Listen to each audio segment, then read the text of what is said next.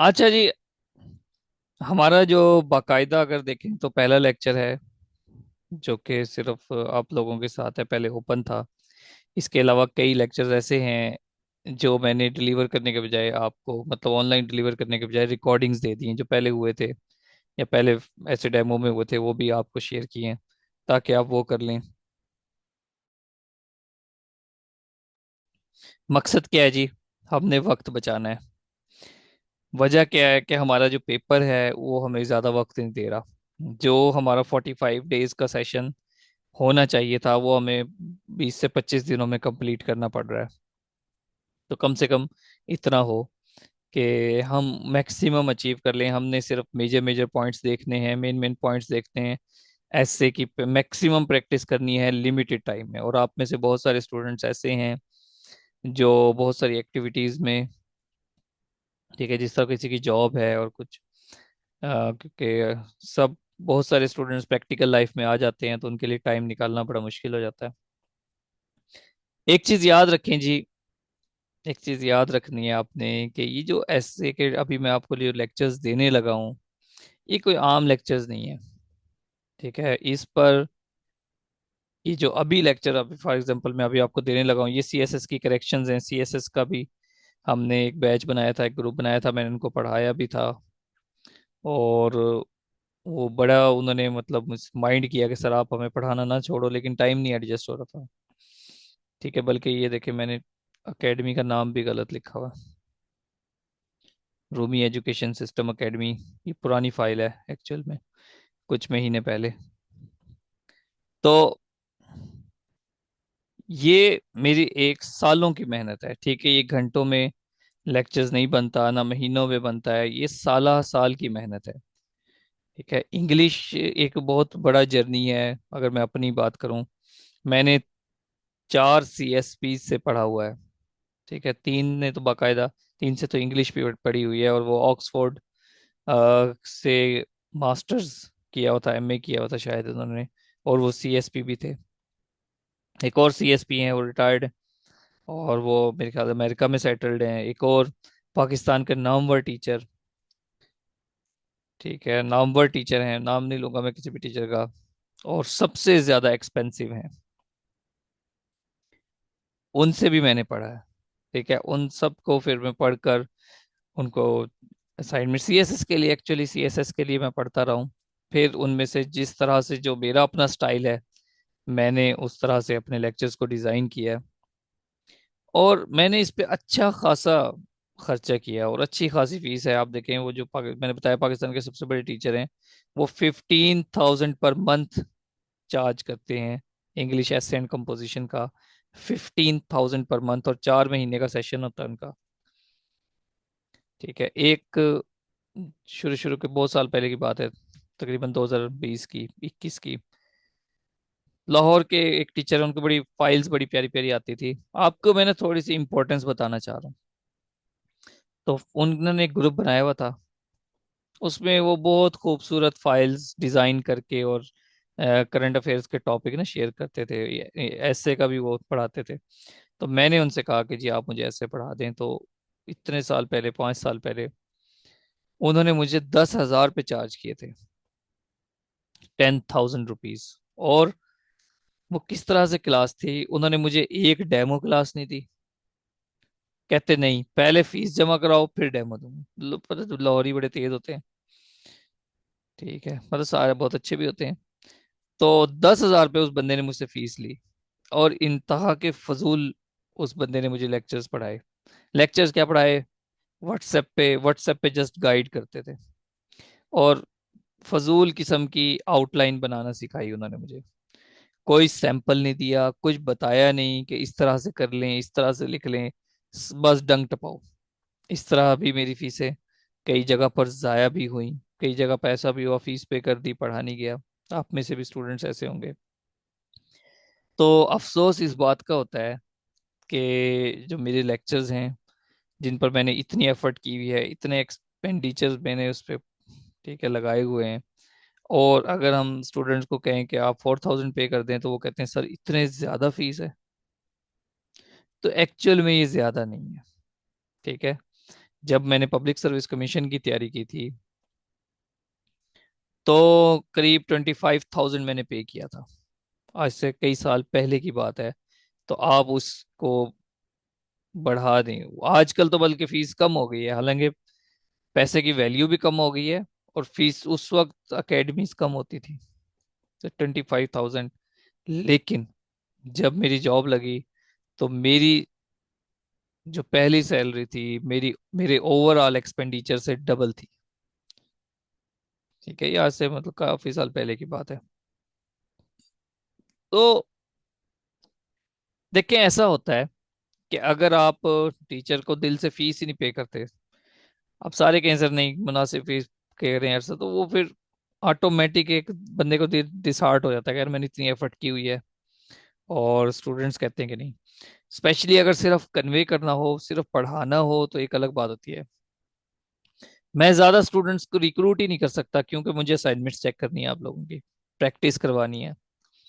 अगर सिर्फ पढ़ाना हो, जिस तरह मोस्टली एकेडमीज करती हैं, जस्ट पढ़ा दिया एक दो, एक ऐसे चेक करते हैं, और वो भी रो रो के लिखा उन्होंने बड़ा कुछ होता है। महीन जब सेशन के एंड पे एक ऐसे आपसे चेक कर लेंगे आपका। जबकि मैंने आपसे डेली आपके असाइनमेंट्स चेक करनी है, थोड़ा सा पढ़ा के आपको, फिर 15-20 दिन आपकी प्रैक्टिस ही होगी, एक एक स्टेप पे आपकी प्रैक्टिस होगी। तो हम ज्यादा स्टूडेंट्स रिक्रूट ही नहीं कर सकते, उसके बावजूद स्टूडेंट्स जब ऐसा करते हैं, तो थोड़ा सा वो फील होता है। बहरहाल जी, देखें हमारे जो लेक्चर्स हैं वो दो तरह से चल रहे हैं।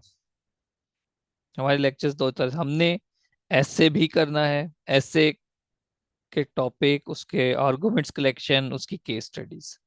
ठीक है, वो हमारा पैरेलल चलेगा। उसके साथ हम कर रहे हैं इंग्लिश की ग्रामर।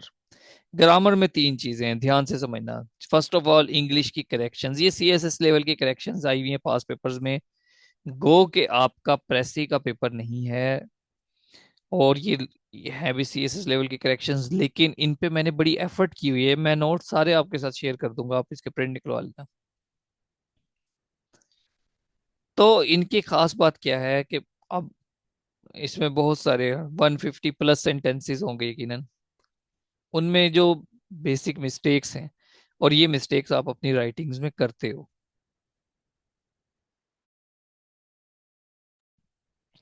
हम सेंटेंस पढ़ेंगे, देखेंगे उसमें करेक्शन क्या है, इशू क्या है, थोड़ी थोड़ी सी डिटेल भी होगी। कहीं ना कहीं बहुत सारे सेंटेंसेस रिपीटेड भी होंगे। 150 शायद मैंने ज्यादा ही कह दिया, रिपीटेड मिलाएंगे तो कोई 100 एक सेंटेंसेस होंगे। तो जब ये आप आपके लिए करेक्शन करना इसलिए जरूरी है कि आप अपनी राइटिंग में इस तरह की मिस्टेक्स ना करो। इसके अलावा भी मैं करेक्शंस आपको करवाऊंगा। इसको करने का तरीका क्या होगा कि आप ये करेक्शन करो, फिर खुद से सेंटेंसेस बनाओ। जो आर्टिकल्स के मैंने आपको लिंक भेजे हुए हैं, जो वर्ड्स आप वहां से निकालोगे। ठीक है, मेरा एक लेक्चर है जिसमें मैं समझा रहा हूँ कि एक वर्ड है, कोई भी वर्ड, उसको आपके अख्तियार में है कि उसको किसी भी डायमेंशन में घुमा दो, जिस तरह से मर्जी ले जाओ, वो मैं आपको शेयर कर दूंगा। ठीक है, मैंने एक एक वर्ड को 5 से 6 डायमेंशंस में घुमाया है। लफ्ज आते जाएं, अपने मुताबिक उसका यूज कर लो, तभी आप एक अच्छे राइटर बन सकते हो। ठीक है, इंग्लिश ऐसे राइटिंग मतलब आप एक राइटर के तौर पे ही लिख रहे होते हो, और वो जो एग्जामिनर है वो रीडर है, वो पढ़ रहा है आपका, कैसे पढ़ रहा है, रीडर है वो आपका। क्लियर है जी। तो सीएसएस की करेक्शंस आपको करवाऊंगा, एडवांस इंग्लिश के स्ट्रक्चर्स करवाएंगे, कनेक्टर्स और ट्रांजिशंस करेंगे। इंग्लिश ग्रामर में हमने बस ये चीजें करनी है। एडवांस इंग्लिश स्ट्रक्चर्स में करवाऊंगा, क्योंकि बेसिक आपने किए हुए हैं, वो मिस्टेक्स आपने वैसे भी नहीं करनी, वो भी मैंने आपको रिस्ट्रिक्शन लगाई हुई है, वो मिस्टेक्स आपकी नहीं होनी चाहिए। कुछ बेसिक चीजें हैं, जिस तरह प्रेजेंट परफेक्ट और पास्ट इंडेफिनिट, मैं आपको डिफरेंस बताऊंगा। ये ग्रामर में हमने जस्ट यही करना है।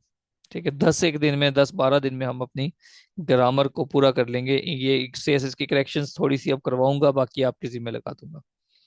कि 2 दिन है, सैटरडे संडे क्लास नहीं होगी, आपने बैठ के इनके प्रिंट भी निकलवा लेना, इस पूरे नोट्स के प्रिंट निकलवा लेना, और बैठ के इनको पढ़ना। जो समझ ना आए ग्रुप में डिस्कस करो, आपस में डिस्कस करो, मैं भी ग्रुप में देखता रहूंगा, मैं आपको समझा दूंगा कि ये क्या है, क्या मिस्टेक है। रीडिंग करनी है, जितनी ज्यादा रीडिंग करोगे।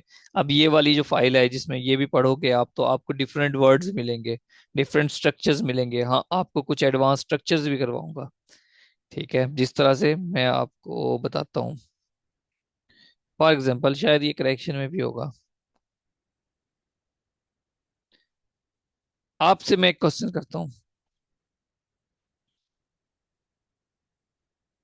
चलिए, क्वेश्चन नहीं करता। आपने कभी ये स्ट्रक्चर पढ़ा है? आई कैन नॉट हेल्प क्राइंग। क्या मतलब है जी इसका? कोई बताएगा? मैं चीखने में मदद नहीं कर सकता। एनीवन एल्स, किसी ने पढ़ा है आज तक ये बात, कोई स्ट्रक्चर पढ़ा है?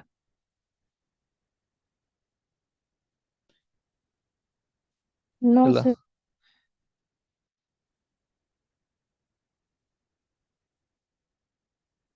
इसका मतलब है कि मैं चीखे बगैर नहीं रह सकता। I can not help crying. I could not help crying लिख लो। I can not help teaching लिख लो। मैं पढ़ाए बगैर नहीं रह सकता। I can not help studying. मैं पढ़े बगैर नहीं रह सकता। ये भी एक, ये एक स्ट्रक्चर है।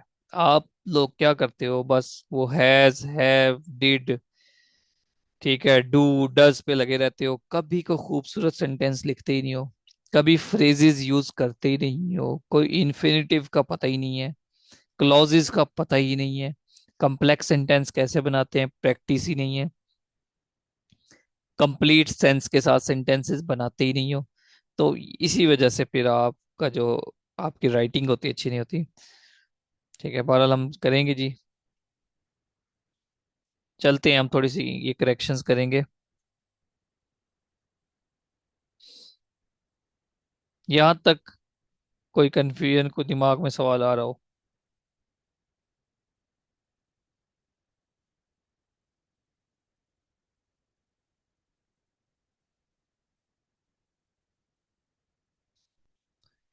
चलें जी।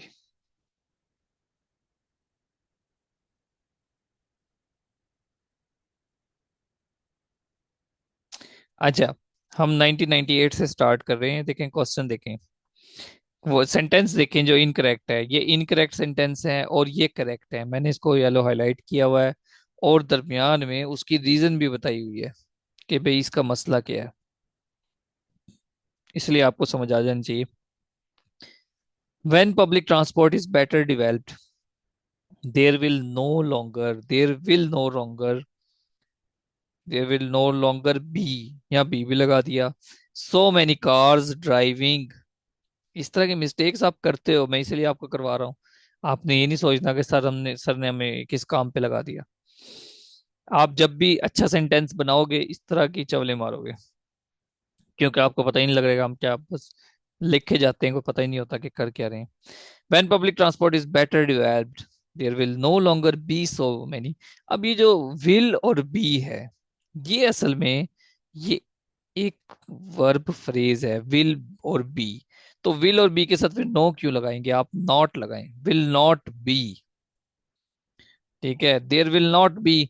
अब जब नॉट आ गया तो नो लॉन्गर वाला ये एक फ्रेज है, नो लॉन्गर, इसको काट दो इसकी जगह पे। ये आपको लगाने की जरूरत नहीं है। There will not be so many cars. अब जब सो मेनी कार्स लगा रहे हो तो कार्स तो बंदों को नहीं चला रही। हाँ, कार है बंदे को लेके जा रही हैं, तो आप ड्राइविंग की जगह क्या लगाओगे? Cars taking people to work.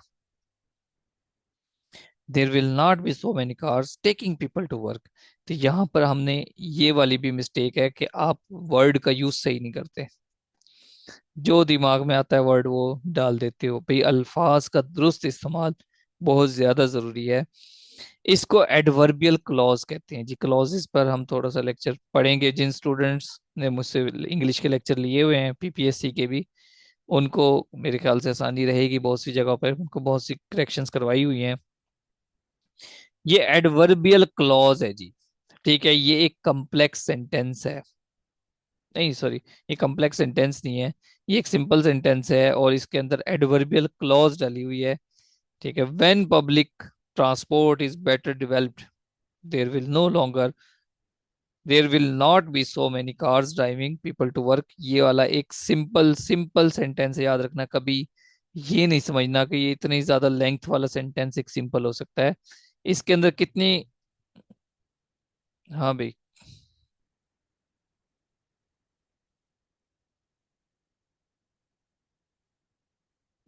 Sorry sorry, ये दो क्लॉजेज हैं। ये एडवर्बियल क्लॉज जो है, ये डिपेंडेंट क्लॉज है। ये डिपेंडेंट क्लॉज है। दो चार सेंटेंसेस में ना थोड़ी सी थोड़ा टाइम ज्यादा लगेगा, फिर आप समझ जाओगे। ये जो वेन के साथ है, ये एक एडवर्बियल क्लॉज है। एडवर्बियल क्लॉज होती है डिपेंडेंट, और देयर के साथ जो क्लॉज है ये इंडिपेंडेंट है। जब भी एक इंडिपेंडेंट और एक डिपेंडेंट क्लॉज मिलती है, तो वो एक कम्प्लेक्स सेंटेंस बनाती है। कम्प्लेक्स सेंटेंस का आगे रोल है जी बहुत ज्यादा इंपॉर्टेंट। क्या रोल है? कि इस कम्प्लेक्स सेंटेंस से हमने अपनी थीसिस स्टेटमेंट बनानी है। कम्प्लेक्स सेंटेंस बनाना सिखाऊंगा आपको कंजंक्शंस, कंजंक्शंस के साथ। Conjunctions, different types of conjunctions और कनेक्टर्स यूज करके आप कम्प्लेक्स सेंटेंस बनाते हो, और कम्प्लेक्स सेंटेंस आपकी थीसिस स्टेटमेंट में यूज होगा।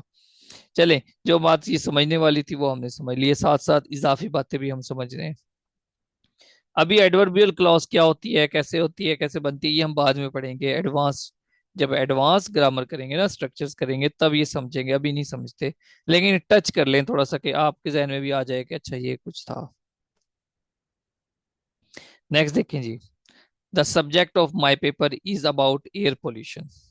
अब एयर पोल्यूशन आपका एक सब्जेक्ट है। आपने कहा कि मेरा ये सब्जेक्ट है, हमेशा सब्जेक्ट को इस फॉर्म में लिखो। ये क्या आप, ये तो आपने एक सेंटेंस की तरह बाकी वर्ड जिस तरह लिखे, इसी तरह आपने ये एयर पोल्यूशन लिख दिया। एयर का ए बड़ा, पी पी बड़ा, इन्वर्टेड कॉमास में लिखो, उसको कोई रिस्पेक्ट दो। The subject of my paper is, about भी ना लगाओ। The subject of my paper is क्या है जी? Air pollution. बात खत्म। इसके बाद भी आप बस इन्वर्टेड कॉमास लगाओ। नेक्स्ट देखें। The princess father was a good man and who was kind. देखें, आपको खुद वो बता रहा है, मैंने, वो खुद बता रहा है कि भाई मैं गलत हूँ, कुछ ना कुछ गलत। The princess father, princess. अब फर्स्ट ऑफ ऑल तो इसकी यहाँ अपोस्ट्रोफी में ही गलती है। प्रिंसेस का आगे डबल एस आता है। जब डबल एस आता है तो पोजेसिव फॉर्म के लिए आप इन ये कॉलन लगा के, सॉरी इसको क्या कहते हैं, ये जो साइन, अपोस्ट्रोफी। अपोस्ट्रोफी, अपोस्ट्रोफी कहते हैं। अपोस्ट्रोफी के बाद एस नहीं लगाते आप, क्योंकि डबल एस आ गया ना प्रिंसेस में। अगर ये होता फादर्स प्रिंसेस, तो फिर तो मतलब पापा की बेटी, तो फिर तो आर के बाद अपोस्ट्रोफी लगा के एस लगाते, लेकिन यहाँ डबल एस आ गया, तो जस्ट आप इस शेप में लिखोगे। देखो इनको मैंने कितना कलर किया हुआ है, एक एक चीज आप पर वाजे है। Princess father was a good and kind man, was a good man and who was kind. ये क्या आपने लिखा है? ये किस, क्यों इस तरह से, मतलब स्टूडेंट लिखते हैं ना इस तरह से। एंड हु वाज काइंड, ऐसे ही मतलब बातें बनाने के लिए भाई आप इंग्लिश के स्ट्रक्चर को फॉलो करो। प्रिंसेस का जो फादर है वो गुड भी है और काइंड मैन भी है। Princess father, father of princess was a good man and kind, इसको अगर इस तरह से करेंगे तो और भी ठीक है। अब मुझे आपने एक सवाल का जवाब देना है। अगर मैं, अगर मैं ये लिखूं, ध्यान से समझना जी बात को। वैसे तो लेक्चर्स को जितना मर्जी मैं खींच दूं, करेक्शंस को करवाने में 5 दिन लगा दूं आपके। The princess father was a good and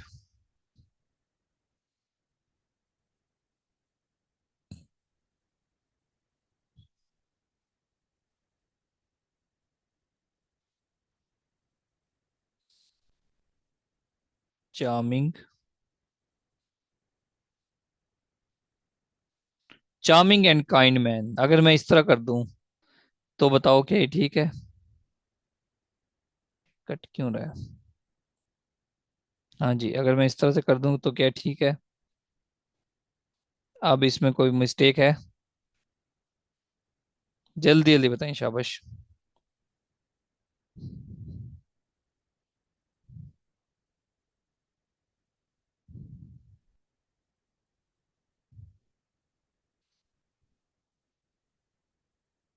हाँ भाई बताएं भाई, कोई गैस करें क्या मिस्टेक है हो सकती है इसमें?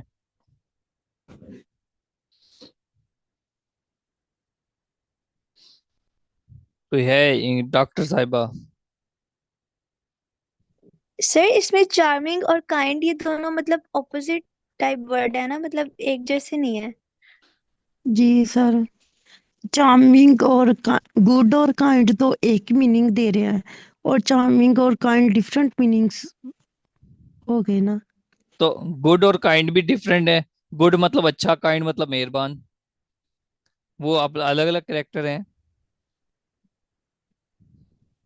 सर सर सेंस तो चार्मिंग। एक ही बन रही है ना। क्या एक बन रही है? सर एक ही सेंस में आ रहे हैं ना, गुड और काइंड। काइंड भी तो गुड ही होता है। नहीं और नहीं, जो गुड चार्मिंग और होगा जरूरी तो नहीं है कि वो काइंड भी हो। नहीं, वो खुदा का खौफ करो। वो है, उसमें बता रहा है सेंटेंस में कि वो है। ओके। देखा, अभी पता नहीं, देखा नए नए फलसफे जनरेट हो जाएंगे, मेरी बात सुनो।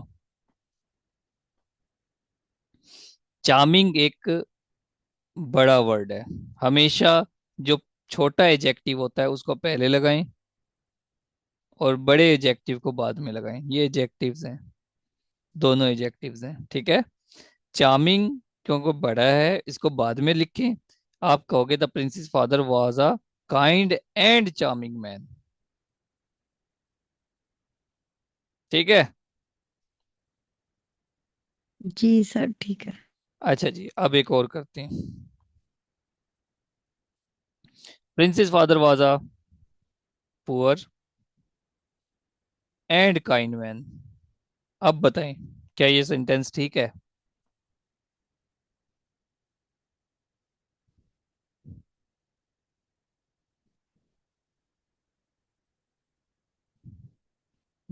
चलो, आज पता लग जाएगा आपको कि कभी इंग्लिश पढ़ी भी है कि नहीं पढ़ी।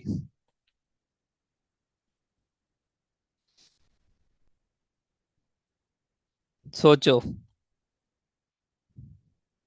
आप में से कौन स्टूडेंट ऐसा है जिसने मेरे इंग्लिश के लेक्चर्स लिए हुए हैं? सर इसमें भी काइंड पहले और पर बाद में आएगा। क्यों?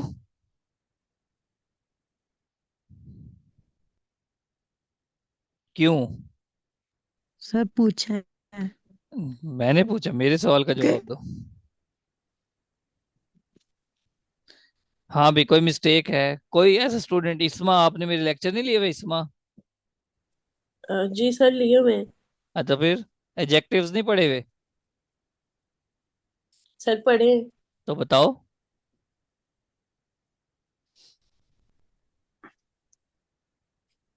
सर निमरा नहीं मुझे भी लिए लगता है होंगे। कि हाँ। जी सर, काइंड पहले आएगा और पुअर बाद में आएगा, मतलब अच्छी चीज वो जो। अच्छी चीज पहले आती है, चलो मैं भाई काइंड पहले लगा देता हूँ। Kind and poor. मैं कहता हूँ ये अभी भी गलत है। अब सर बताओ। इसमें मुझे लगता है एंड नहीं आएगा। एंड नहीं आएगा? वेरी गुड, शाबाश। क्यों नहीं आएगा ये बताएं अब। सर ये सेम एडजेक्टिव है, सेम टाइप ये ऑफ सेम एडजेक्टिव। नहीं है, ये डिफरेंट है। जब सेम होते हैं तो उनके दरमियान सेम एंड टाइप। आता है। ये डिफरेंट कैटेगरीज ऑफ एडजेक्टिव्स हैं, याद रखें जी। ये डिफरेंट कैटेगरीज ऑफ एडजेक्टिव्स हैं। और जब different categories of adjectives use होते हैं तो हमेशा उनके दरमियान एंड नहीं लगता, चाहे वो 8 9 किस्म के एडजेक्टिव्स हैं, सब के सब भी आ जाएं तब भी उनके दरमियान कोमा ही लगता है। तो ये भी है जी। अच्छा, काइंड इसमें पहले क्यों आएगा? क्योंकि एडजेक्टिव की जो डिफरेंट किस्म की 9 टाइप्स हैं, ठीक है, जिसको कहते हैं बोर्ड मास। जिसको कहते हैं बोर्ड मास। नो सर, डोसा कैंप था वर्ड। ओहो सॉरी यार, वो बोर्ड मास तो मैथ वाला है ना। जी सर। डोसा कॉम्प, तो डोसा कॉम्प के तहत जो है ना वो हम ये different types of adjective use करते हैं। मैं आपको लेक्चर शेयर कर दूंगा, आप लोग थोड़ा थोड़ा उसको देख लेना। चलो कुछ ना कुछ याद है आपको मतलब। आगे चलते हैं जी। A morality play is where the characters represent virtues and vices. Virtues and vices, यहाँ पर इसके ये मिस्टेक है जनाब, विर्चू एंड वाइस बस। सर अमोरलिटी, हाँ जी, जी जी। सर हमें तो बता देंगे ये डोसा कम क्या है। मैंने आपको कहा तो है कि लेक्चर शेयर कर दूंगा, ऐसे नहीं, क्या समझ नहीं आएगी ना आपको। लेक्चर शेयर कर दूंगा, आप उसको थोड़ा चलो फॉरवर्ड ठीक कर। है सर, ठीक है। हाँ, मुझे रिमाइंड करवा देना क्लास चलो के ठीक बाद, है। क्योंकि काफी बड़ा लेक्चर है ना वो, फिर हम फिर यहीं खत्म हो जाएगी बात। Amorality play is where the characters represent ठीक है। Virtues and vices. तो विर्चूज एंड वाइस क्या होता है? विर्चू एंड वाइस होता है simple. Where is not the most appropriate word because typically refers to a location. चलो जी। अच्छा, सर। हाँ जी, आगे भी और भी डिफरेंस है हाँ। सर ये जो अभी हमने लास्ट ये लिखा था कि the princess father was a charming and kind and charming man. तो सर ये भी अगर डिफरेंट एडजेक्टिव्स हैं तो इसमें भी हम कोमा ही लगाएंगे और एंड नहीं लगाएंगे? ये डिफरेंट नहीं या है, ये डिफरेंट काइंड ऑफ एडजेक्टिव नहीं है, ये सेम काइंड ऑफ एडजेक्टिव्स हैं, charming and kind, kind and charming. ठीक ओके है, सर। सर ये हमें किस तरह पता चलेगा कि ये सेम काइंड के हैं, लगा अगर हमें कंफ्यूजन हो रही हो तो? वो आप मेरा लेक्चर देखोगे तो आपको पता लग जाएगा ना। चलें ठीक है सर। अच्छा जी, देखिए इसमें और भी मसला है क्या, ध्यान से अब मोरालिटी प्ले। अच्छा ये मीटिंग एंड होने वाली है, दोबारा ज्वाइन कर लेना ठीक है, सेम लिंक से। Amorality play is where the characters represent virtue and vice. को बात समझ ही नहीं आ रही। यहाँ पर जो सबसे बड़ा इशू है, आप यहाँ से देखिए, morality play is the one. हमें पता तो लगे ना मोरालिटी प्ले क्या है एक्चुअल में। ये एक्चुअल में वो एक करेक्टर है। A morality play is the one in which the characters represent virtue and vice। यहाँ पर आपका जो यूज ऑफ वन है वो आपको बताता है कि आपका सब्जेक्ट के साथ को रिलेट कर रहे हो, आप उसको मजबूत बना